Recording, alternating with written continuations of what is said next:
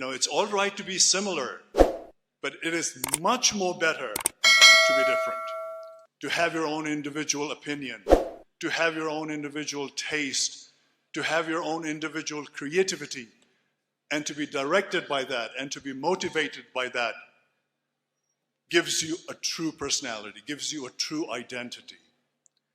So this is what I really want to tell the youth of today is reclaim that power that you guys have, your individuality, your personality, the thing that you're capable of your own.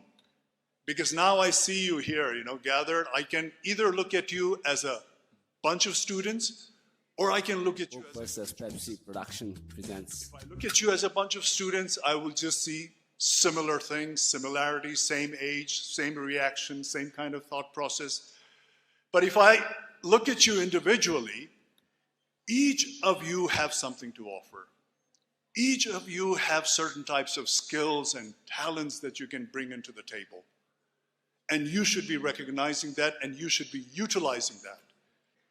If you get the goal, you become a very, very capable person. And even if you don't get the goal, what happens is that you will not be empty-handed. You would have become a better person, and you will end up doing something or the other.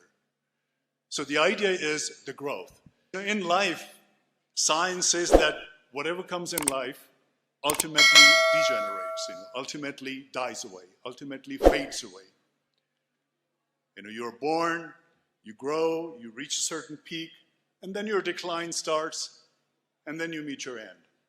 Everything happens like that.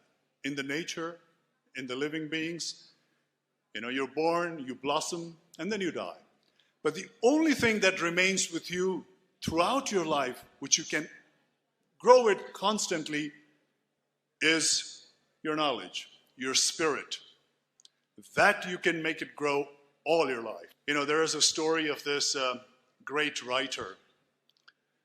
And this writer says, at one stage of his life, a disease, a fatal, very dangerous disease hits him.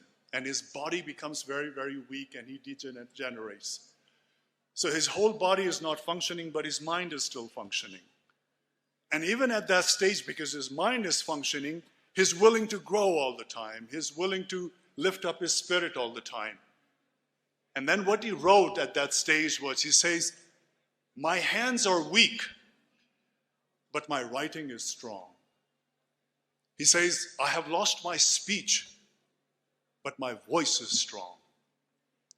He says, I have diminished, but then he says, I have grown at the same time. You know what I do? I'm a businessman. You know what I do? I'm a politician. Most of the people concentrate on what I do, but the emphasis should be on why I do what I'm doing. So don't concentrate on what you want to become. Try to find out an answer why you want to become whatever you want to become. What is the reason?